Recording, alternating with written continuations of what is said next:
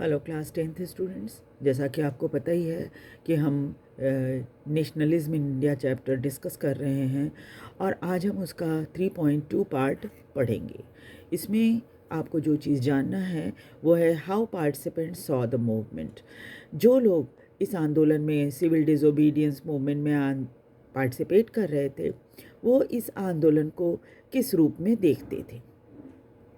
Let us now look at the different social group that participated in civil disobedience movement. सविनय अवज्ञा आंदोलन में कौन कौन से ग्रुप ने पार्टिसिपेट किया था, एक एक करके हम उसके बारे में पढ़ेंगे।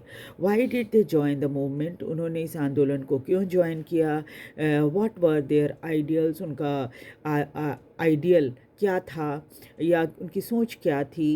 What did Swaraj mean to them, और उनकी नज़र में स्वराज का क्या अर्थ था।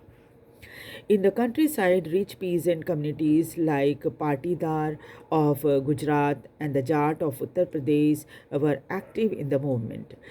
गाँव में अगर देखा जाए तो अमीर किसान जो थे वो इसमें ज़्यादा शामिल हो रहे थे, जैसे पाटीदार, जिन्हें गुजरात में इन्हें पाटीदार कहा जाता है, जो ज़मींदार किस्म के होते हैं, है ना, जिनके पास बहुत सारी ज़मीन वगैरह होती है।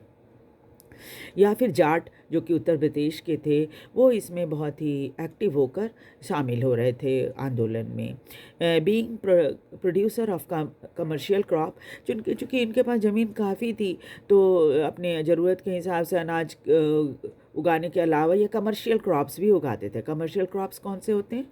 वो अनाज जिसे आप सिर्फ पैसा कमाने के लिए उगाते हैं अपने खेत में। They were very hard hit by the trade depression, और ये किसान जो थे उनके ऊपर ट्रेड डिप्रेशन का बहुत बुरा असर पड़ा था। फॉलिंग प्राइसेस, क्योंकि कीमतें कम हो रही थी। As their cash income disappeared, अब चूँकि जब आपके पास आप कमाओगे नहीं और तो क्या करोगे, जमा पैसा जो होता है उसी को खाओगे, तो धीरे धीरे क्या हुआ, इनके पास से कैश जो है वो ख़त्म होने लग गई। They found it impossible to pay the government revenue demand, और उनके लिए मुश्किल हो गया कि वो सरकार की जो टैक्स है, रेवेन्यू डिमांड है, उसको वो पूरा कर सकें। And the refusal of the government to reduce the revenue demand led to widespread resentment. और सरकार ने जब इस चीज़ के लिए मना कर दिया कि वो टैक्स की डिमांड को कम नहीं करेंगी, तो क्या हो गया, उन सब में बड़ा आक्रोश था किसानों में, अमीर किसानों में। These rich peasant became enthusiastic supporter of the civil disobedience movement, इसलिए बड़े जोश के साथ उन लोगों ने सिविल डिसोबीडियंस मूवमेंट का सपोर्ट किया। ऑर्गेनाइजिंग देयर कम्युनिटी, अपने कम्युनिटी के सभी लोगों को इसमें शामिल होने के लिए कहा। At times forcing reluctant members to participate in the boycott programme, और जो इसमें पार्टिसिपेट नहीं भी करना चाहते थे उनको भी उन्होंने प्रेरित किया कि नहीं तुमको इसमें पार्टिसिपेट करना चाहिए। For them the fight of Swaraj was the struggle against high revenue, उनके मन में जो बात थी वो क्या थी, वो ये थी कि उनकी लड़ाई, जो स्वराज की लड़ाई हो रही है, असल में वो क्या है, हाई रेवेन्यू या ज़्यादा टैक्स के ऊपर है। मतलब वो ज़्यादा टैक्स जो सरकार मांग रही है उसके विरुद्ध ये आंदोलन कर रहे हैं। उनके लिए स्वराज को वो इसी नज़र से देख रहे थे। But they were deeply disappointed when the movement was called off in 1931 without the revenue rates being revised. लेकिन वो तब बहुत ही निराश हुए जब ये आंदोलन अचानक 1931 में ख़त्म हो गया और रुक गया, और रेवेन्यू रेट्स जो थी तब तक रिवाइज़ नहीं हुई थी। यानी इनकी रेवेन्यू रेट्स जो थी रिवाइज़ होने के पहले ही गांधी जी ने इस आंदोलन को रोक दिया था।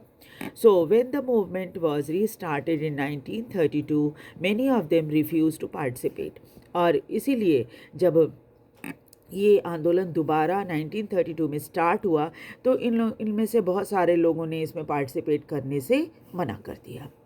The poorest peasantry were not just interested in lowering of the revenue demand. जो बहुत ही गरीब किसान थे वो उनका तो सिर्फ टैक्स को कम कर देने से ही उनकी प्रॉब्लम सॉल्व नहीं हो रही थी।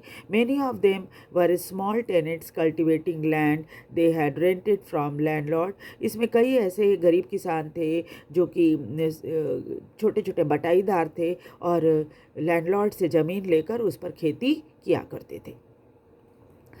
एज द डिप्रेशन कंटिन्यू, फिर यह डिप्रेशन तो कई सालों तक चला and the cash income dwindles, और उनकी भी कैश जो थी वो धीरे धीरे करके ख़त्म होने लगी।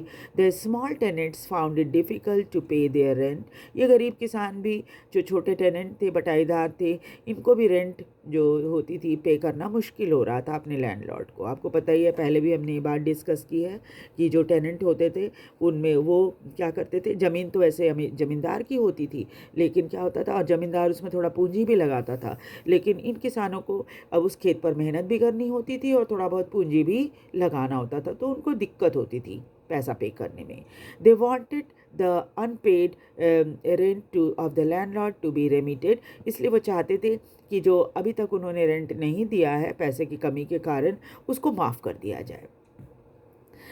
दे joint variety of radical movement. इसलिए कई आंदोलनों में, इस तरह के आंदोलन में जो कि किसानों की मदद के लिए हो रही थी, उसमें वो शामिल हो रहे थे।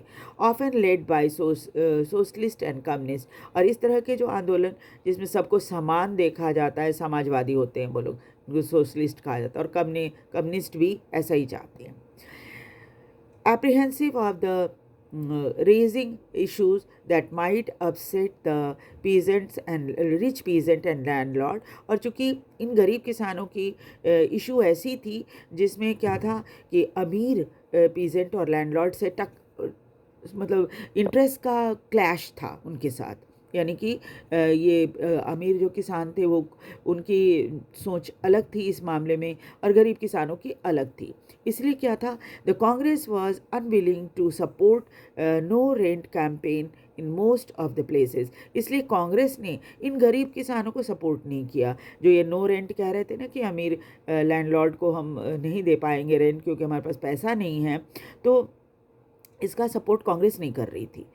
और campaign is in most places, और इस कैंपेन को, जो नो रेंट कैंपेन चल रहा था गरीब किसानों का, लगभग हर जगह पे कांग्रेस ने इसके साथ देने से मना कर दिया। So the relationship between the poorest peasant and the Congress remain uncertain. इसीलिए इन गरीब किसानों और कांग्रेस के बीच जो संबंध थे वो अनसर्टेन थे। मतलब ये लग रहा था कि क्या ये इनके साथ हम चल सकते हैं या नहीं चल सकते, है ना। यानी किसानों को लग रहा था कि कांग्रेस हमारा साथ देगी नहीं देगी। और यही वजह है कि ये गरीब किसान जो थे वो समझ नहीं पा रहे थे कि इस आंदोलन में हमें साथ रहना चाहिए या नहीं रहना चाहिए। अब देखिए, दूसरा ग्रुप जो था वो बिज़नेस क्लास का था। What about the business class? ये बिज़नेस क्लास जो थी वो क्या सोच रही थी? How did they relate to the civil disobedience movement? और सिविल डिसोबीडियंस मूवमेंट को से वो कैसा संबंध था उनका? During the first world war Indian merchants and industrialist had made huge profit. जब फर्स्ट वर्ल्ड वॉर चल रहा था और इंग्लैंड और दूसरे देश, यूरोपियन कंट्री जो थे वो इसमें व्यस्त थे लड़ने में, तो क्या हुआ था, भारतीय व्यापारियों और इंडस्ट्रियलिस्ट को ने बहुत पैसा कमाया एंड बिकेम पावरफुल, और पैसा हुआ, ताकतवर हो गए। Keen on expanding their business, और पैसा आ गया तो उनको लगा कि भाई हमें अपना बिजनेस और बढ़ाना चाहिए। And they now reacted against the colonial policy. इसलिए अब उन्होंने जो उस समय अंग्रेज सरकार थी उसके पॉलिसीज़ का विरोध करना शुरू किया। दैट रेस्ट्रिक्टेड बिजनेस एक्टिविटीज़, और क्योंकि इनकी जो पॉलिसी थी, अंग्रेज़ों की पॉलिसी थी, क्योंकि उनको अपना इंग्लैंड में जो बिज़नेस, मैनचेस्टर वगैरह में जो बिज़नेस चल रहा था उनको उसको बढ़ाना था, इसलिए उन्होंने क्या किया था, ऐसी पॉलिसी भारत में बनाई थी ताकि भारतीय बिजनेसमैन अपना बिज़नेस ज़्यादा ना बढ़ा सकें। इसीलिए इसका विरोध करना इन्होंने शुरू किया भारतीय बिजनेसमैन ने। They wanted protection against the import of foreign good. उसके बाद वो चाहते थे कि विदेशों से बहुत ज़्यादा कपड़ा और सामान आता है भारत, उस पर थोड़ा सा रोक लगाया जाए। and a rupee sterling foreign exchange ratio that would discouraging import। और साथ ही साथ क्या है कि जितना हम विदेशों को भेजते हैं सामान उतना ही हमारे देश में भी आना चाहिए, उसका बैलेंस होना चाहिए, ऐसा चाहते थे वे। To organize business interests, they formed the Indian Industrial and commercial congress in 1920। और इसलिए उन्होंने कांग्रेस ऑर्गेनाइज की 1920 में, जिसका नाम उन्होंने रखा Indian industrial and commercial Congress and the federation of Indian chamber of commerce and industry in 1927। उसके बाद 1927 में भी एक उन्होंने फेडरेशन बनाया जिसका नाम था federation of Indian chamber of commerce and industry, led by the prominent industrialists like Purushottam Das, Thakur Das, G.D. Birla, and the industrialists attacked colonial control over the Indian economy and supported civil disobedience movement। इसलिए और इनके leader जो बने वो उस समय के बड़े इंडस्ट्रियलिस्ट जैसे पुरुषोत्तम दास, ठाकुर दास थे, G.D. बिरला, ये सब ने क्या किया कि कॉलोनियल कंट्रोल जो हमारे भारतीय इकोनॉमी पर बुरी तरह से था उस टाइम जब भारत अंग्रेज़ों का गुलाम था, तो इसके विरुद्ध इन्होंने लड़ना शुरू किया और यही सोचकर उन्होंने सिविल डिसोबीडियंस मूवमेंट को सपोर्ट किया जब पहली बार वो लॉन्च हुआ था। तब दे गेव फाइनेंशियल असिस्टेंस, उन्होंने आंदोलन के लिए पैसा भी दिया, refuse to sell imported goods, और कहा कि वो विदेशी कपड़ों को अपने यहाँ नहीं बेचेंगे। Most businessman came to see Swaraj at the time when the colonial restrictions on business would no longer exist। और ज़्यादातर बिजनेसमैन जो थे वो स्वराज को इस रूप में देख रहे थे कि एक समय ऐसा आएगा जब ये कॉलोनियल रेस्ट्रिक्शन जो उन बिज़नेस पे लगा हुआ है वो ख़त्म हो जाएगा, वो होगा ही नहीं। And the trade and industry would flourish without constraint, और उनका व्यापार, उनकी इंडस्ट्री जो है बड़े आराम से फूलेगी बिना किसी रोक टोक के। But after the failure of round table conference, लेकिन जब गांधी जी के साथ राउंड टेबल कॉन्फ्रेंस फेल हो गया, business group were no longer uniformly enthusiastic. तब इनका जो जोश था सभी का तो नहीं लेकिन कुछ लोगों का जोश जो था वो ख़त्म हो गया था। They were apprehensive of the spread of militant activity। और राउंड टेबल कॉन्फ्रेंस फेल होने के बाद तो गांधी जी ने कहा था कि वो दोबारा से आंदोलन करेंगे, तो इनको इस बात की चिंता हो गई कि ऐसा ना हो कि वो उग्रवादी एक्टिविटीज़ ज़्यादा शुरू हो जाए। Worried about prolong disruption of business, इससे क्या होगा, जब आप आंदोलन करोगे तो बिज़नेस आप ज़्यादा सही ढंग से नहीं हो पाएगा, तो उनको लगा कि तो बिज़नेस रुक जाएगा। As well as the growing influence of socialism among the younger member of the Congress, और कई कांग्रेस के नेता ऐसे थे जो सोशलिज्म या समाजवाद से ज़्यादा प्रभावित हो रहे थे। The industrial worker did not participate in the civil disobedience movement. अब एक दूसरा ग्रुप है, ये तीसरा ग्रुप है। पहला हमने पीजेंट्स का पढ़ा, दूसरा हमने बिजनेसमैन का पढ़ा, अब ये तीसरा जो है वो इंडस्ट्रियल वर्कर्स का है। Did not participate in the civil disobedience movement in large number. Workers जो है बड़े खुलकर सिविल डिसोबीडियंस मूवमेंट में शामिल नहीं हो रहे थे, एक्सेप्ट इन नागपुर रीजन। सिर्फ नागपुर रीजन में वर्कर्स जो है वो सामने आए और आंदोलन में साथ रहे। As the industrialist came closer to Congress, उनके नहीं आने का भी, वर्कर्स के आंदोलन में नहीं आने का एक बड़ा कारण ये था कि वो देख रहे थे कि उनके मालिक जो लोग जो हैं, इंडस्ट्रियलिस्ट जो हैं, वो कांग्रेस के बहुत करीब हो गए हैं। वर्कर्स स्टेड अलूफ, इसलिए उन्होंने अपने आप को अलग कर लिया था, क्योंकि जब मालिक साथ होंगे तो स्वाभाविक है कांग्रेस हमारी बात क्यों सुनेगी, उनको ऐसा लग रहा था। But in spite of that, some workers did participate in the civil disobedience movement। लेकिन हाँ ये ज़रूर है कि कुछ ने तो पार्टिसिपेट ज़रूर किया था।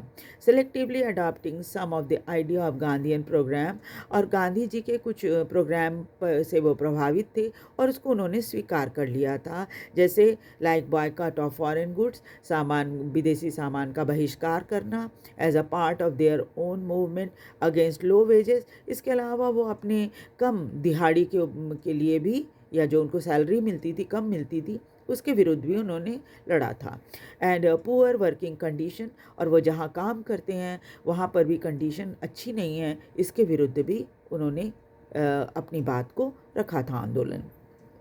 There were strike by railway workers in 1930 फिर एंड डॉक वर्कर्स इन 1932 और फिर क्या हुआ, रेलवे वर्कर्स ने स्ट्राइक कर दिया 1930 में और डॉक वर्कर्स जो बंदरगाहों में काम करते हैं वहाँ पर के वर्कर्स ने भी 1932 में स्ट्राइक किया। इन 1930 थाउजेंड ऑफ वर्कर्स इन छोटा नागपुर टिन माइंस वोर गांधी कैप। 1930 में जो आंदोलन हुआ था उसमें छोटा नागपुर रीजन में बहुत सारे वर्कर्स ने क्या किया था, गांधी टोपी उस समय होती थी, एक खास तरह की टोपी, वो पहना उन्होंने और बॉयकॉट कैंपेन में भी हिस्सा लिया। But the Congress was reluctant to include the workers' demand as a part of program of struggle। लेकिन कांग्रेस अब भी वर्कर्स के डिमांड को अपने प्रोग्राम में शामिल नहीं करना चाह रही थी। It felt that this would एलिनेट industry and divide the anti imperial forces, और उनको ये डर था कि वो इंडस्ट्रियलिस्ट जो बड़े बड़े इंडस्ट्रियलिस्ट उनके साथ शामिल हुए हैं आंदोलन में वो अलग हो जाएंगे, और साथ ही साथ क्या होगा कि हो सकता है एंटी इम्पीरियल फोर्सेस में बट जाएं, मतलब ग्रुप बन जाए, दो ग्रुप बन जाए, और तब क्या होगा, उनको हानि होगी, ज़्यादा लोग नहीं आ पाएंगे सिविल डिसोबीडियंस मूवमेंट में। इसलिए वो नहीं चाहते थे कि वर्कर्स की डिमांड को अपने साथ इंक्लूड करें। उसके बाद और कौन सा ग्रुप था, वो था महिलाओं का। देखिए क्या है, another important feature of civil disobedience movement was large scale participation of women. Civil disobedience movement में महिलाओं ने बढ़ चढ़कर हिस्सा लिया था। During Gandhi salt march thousand of women came out of their home to listen to him. और जब गांधी जी ने सॉल्ट मार्च किया था तब बहुत सारी महिलाएं बाहर निकल कर आई थीं उनके भाषण को सुनने के लिए। दे पार्टिसिपेटेड इन प्रोटेस्ट मार्च में पार्टिसिपेट भी किया, मैन्युफैक्चर्ड सॉल्ट और नमक भी बनाया एंड